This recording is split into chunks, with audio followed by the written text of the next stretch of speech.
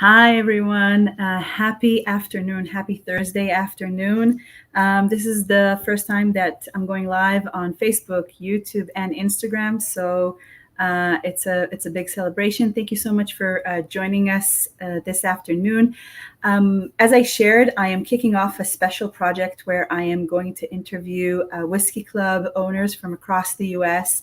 We all share mutual passion and some sort of craziness around the drink.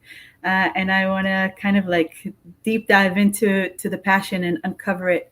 And I'm super happy to present my first guest in the series, which is Deborah from Western Slope Whiskey Club in Colorado, Denver. Let me just add her. Hi, Deborah. Hello. Hi, It's so good to have you with us. Thank you for joining. thank you for having me.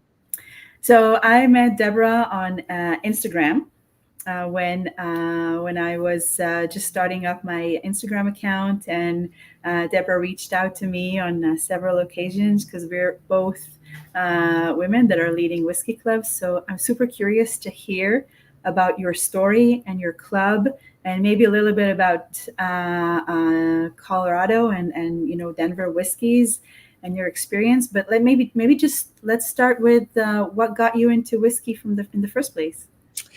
Yeah, thank you for that question. It's interesting. So, as a kid growing up, so I was born and raised in Denver, Mhm. Colorado. As a kid, I always remember like my grandfather drinking Chivas. That was his drink. Um, but women didn't drink whiskey. Like it wasn't a girl's drink. Like we drank wine. And I always remember we always had Sunday dinner, and as kids, my grandmother would always pour us a little bit of wine, but always remember like my grandfather drinking whiskey. And so, going through college and early adulthood, it really wasn't a drink that I drank. And, kind of at that point in time, whiskey was really down in the United States, Mhm. anyways. Um, about 9 years ago, so I have a younger brother who still lives in Denver, and then a younger sister who lives in Chicago suburbs. But my brother has always been like a very good cook, chef, a whiskey, spirits connoisseur. And I get this text from him about 9 years ago and said, "Hey, you want to join me for this whiskey event?" I'm like, "Sure, I'm game."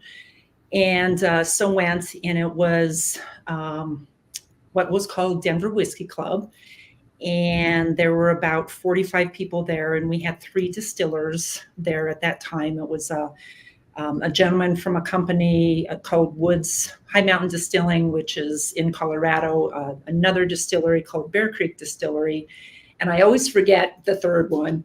But we got a chance to taste whiskey from these three different distilleries, and they all had different tastes and aromas, and just kind of the education part of it. I'm like, oh, this is kind of cool. So anytime, when the gentleman who ran Denver Whiskey Club had an event, I was like the first one to sign up. And so I did that as much as I could, for about 8 years. A lot of Colorado distilleries. And we'll talk a little bit about Colorado and kind of our distilling community, I'm sure, soon.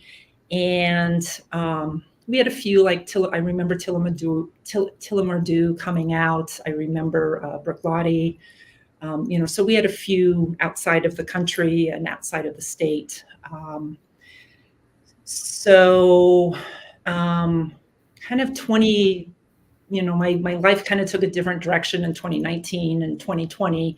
Things kind of really quieted down, and I decided to move away from Denver. Denver was Mhm. no longer kind of that fun little town I grew up in. And I still had a daughter in Denver, but she was out of college and settled. And so I'm like, I'm moving to the Western Slope. It's kind of where I had planned to retire. I'm a mountain biker, and I love its high desert plain. And so on the western side of Colorado, I live about 18 miles from the border of Utah. And so I just love this area. It's very agricultural community, and kind of got here, got settled, started to look for somebody that was doing whiskey events too. although things were kind of quiet, obviously, in 2020 and 2021. But I couldn't find anybody who was doing that. And so I called up my friend. It's a gentleman by the name of Ryan Nagley, and he was the one who ran Denver Whiskey Club. And like, Ryan, I got this idea. Like, how should I do this? So he kind of coached me through a few things. I had to really dig with a bunch of different sources to figure out liquor code, because Colorado liquor code, as any liquor code in any state in the U.S., is so weird. That's all I can say. And I started with a group of maybe 8 or 9 people, and we did it on Zoom. For kind of our first couple of meetings. I would get little samples out, or people would bring their own whiskey and talk about it. I did a few events at friends' house who've got like a big outside, and then met, hang on, allergies, and then met a gentleman who he and his partners were opening up a new restaurant, and he was a big whiskey fan. So that became my first venue, and we kind of started with, I started kind of advertising on social media, on Instagram and Facebook. I had let's see, it was with Few Spirits, who is outside of Chicago. They're in Evanston, Illinois, and got connected with the rep for that whiskey brand. And that was our first event in August of my first real event in August of 2022. That is fascinating. Yeah. I started the same way, the same time. And my first event was March 22. Oh my gosh. So we wait, if you're having a sip, let's sip together. So what are you having? So I am drinking, it's a whiskey that's made here in Colorado. I'm a little bit of an American single malt fan, and it's a brand called Boulder Spirits. Here, I'll show the bottle. Yeah. There's my little guy. So it's a blend of 5 of 2 single malts and then 3 finished single malts. So finished in port, Pedro Jimenez port, Oloroso sherry, and Armagnac. And kind of 5 to 6.5 year American single malt that's aged in New American No. 3 char casks. And it's lovely. I think you can get it in New Jersey. I'm going to get it in New Jersey. It sounds delicious. It's right up my alley, the single malt and they're aged in wine casks. That's me. I'm having Aaron port cask, because we're having Aaron joining us in June, and I'm starting to learn all about them. So thank you for joining us, Deborah. Yeah.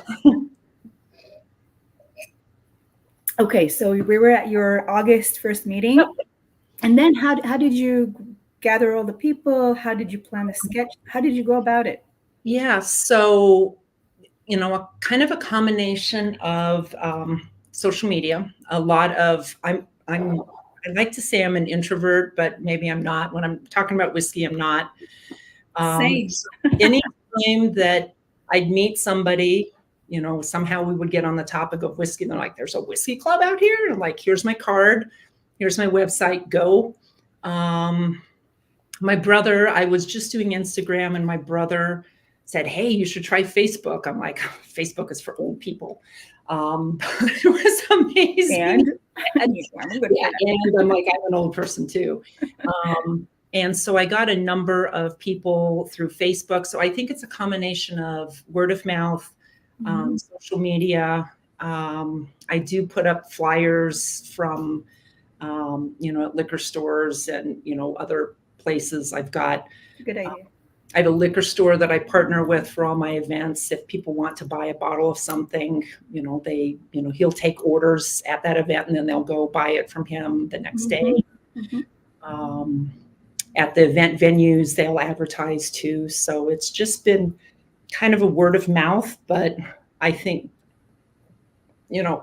Grand Junction is not a large town, but we have a lot of whiskey drinkers out here, and we are growing like any town is, Yeah.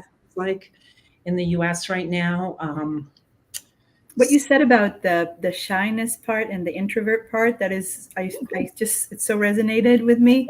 In my day job, I had a marketing department, but I'm always, if I have to face a very large audience, I get confused and, flushed, and my voice is shaky. But when I'm talking about whiskey, it's like I can talk for hours, and I just, feed off the energy. And Yeah. it's like it's I was so surprised by it when when I was doing that, because I always perceived myself as, shy, and I'm not gonna stand in front of a crowd. But then with whiskey, it's magic. I think it's finding what you're passionate about, right? I think if you're passionate about accounting, like you could talk about accounting all day. If you're passionate about, I don't know, being a knee doctor, you could talk about it all day. So I think and I think, in careers, sometimes we don't always find what we're passionate in, but it's what we got our degree in, or what we, found our way to throughout life that pays the bills, or we make enough money to pay the mortgage, but it's not something that brings us joy. And so I think this, I don't think I could go sell whiskey. I don't think I could work for a big distributor or unless I was very passionate about the brand. But I like educating people about all kinds of different whiskey and all spirits in that too, whether it's rum or mezcal or tequila or what other weird things do I have here? So I probably couldn't educate people about vodka though. So you mentioned the first tasting that you had with your brother, I think. Yeah. Which brand was it? Do you remember what was the brand that got you? Yeah, so it was Woods High Mountain Distillery. They make a variety of different whiskeys, and they're located down in Salida, Colorado, which is in the south part of our state. Bear Creek Distillery. Am I saying that right? It's either distilling or distillery. Bear Creek Distilling, and they were fairly new. They didn't even have their whiskey out yet. We tasted white whiskey, and they were making vodka and rum, and then found this really cool connection. So I went to Bear Creek High School, which is in Denver, and these gentlemen who started the distillery went to my same high school and actually went to school with my sister. So they were 6 years. Wow. Okay. So they kind of became instant friends just because we had this connection. And small world, yeah. They all knew my sister, and at the time had, I think, one of the best distillery cocktail bars, and probably cocktail bars in Denver at that time. The gentleman by the name of David Baker created that program. And so I started going there. It's like, oh my gosh, the cocktails are great. And then they got the rye whiskey, and then finally bourbon. And so it was, so it was a little bit of a haunt for me for a while. And they came out last year and did an event with me. And then I still can't remember the other guy's name. He was doing Solera whiskey. So putting that's interesting casks together, and kind of with a mother batch and different casks. And there aren't many distilleries in the US that are doing Solera, so that's there's a few that are not very many. Like Chattanooga does. The Rock, I just visited them on the Sunday, and they're doing Solera, and they have phenomenal whiskey. Yeah, Cedar Ridge in Iowa, Murphy Quint is doing, they've got a big Solera, like a 10 by 10, and their mother batch has been in there, I think, for almost 10 years now. So I'm going to go visit them in June, and I'm super excited to go check that out. So how frequently do you guys meet, and how do you plan your events? Because I saw on your Instagram, and that's where I really want to come and visit, because you're doing a whole pairing. It's like dinner and the whiskey, and it's a whole event. So how often do you meet, and how do you plan the event to be so delicious? So I'm a little crazy because I do events every single month. I kind of like the consistency, so I do an event every month. Um, I also have a women's only group that we meet quarterly. And the intention there is to do more deep dive education and some unique things that are kind of hard to do if you're just working with one brand. It's the same group of women meeting once a quarter, or is it different women that are coming in to just get their 101 education? Yeah, I have some consistent people. I've got about 20, usually about 20 gals. Mm-hmm. I always have new people, whether it's my monthly events or, my. Oh, I think we have a freeze in broadcast.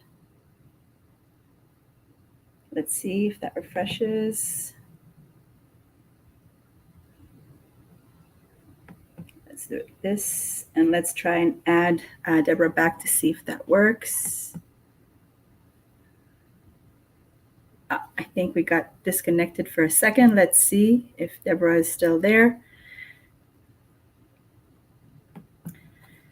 So many of the things that Deborah talked about are resonating so strongly for me and the journey that I have in the whiskey club world. The time. Let me see.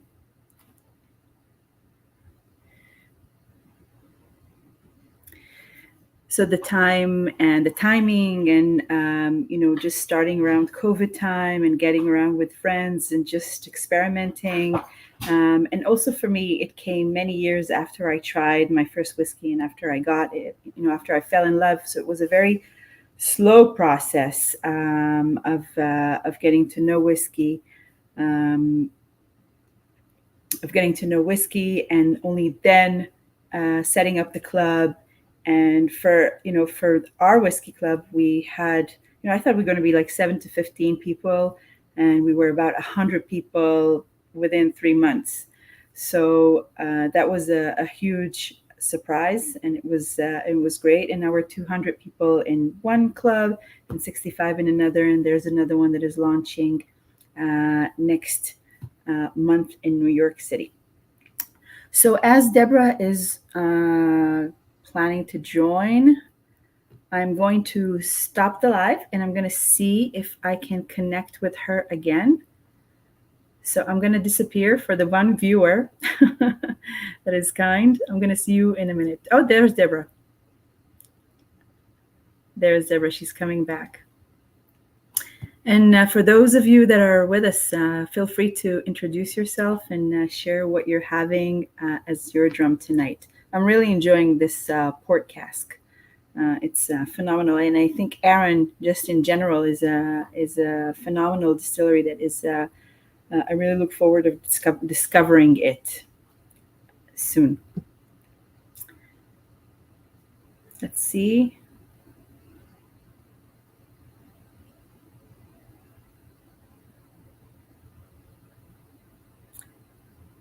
All right.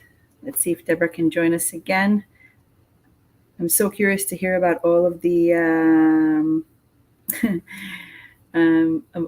Boulder and the Colorado and Denver distilleries.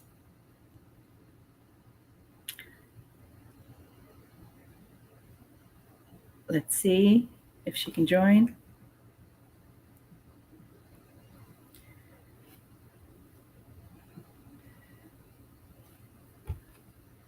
All right.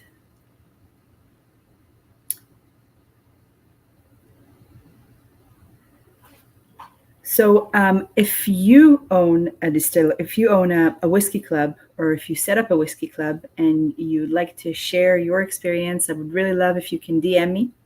And I would love to get you on live, providing the Wi-Fi works on both sides as well. And I think I'm going to end the stream for now, and then I'm going to come back again with Deborah in a few minutes.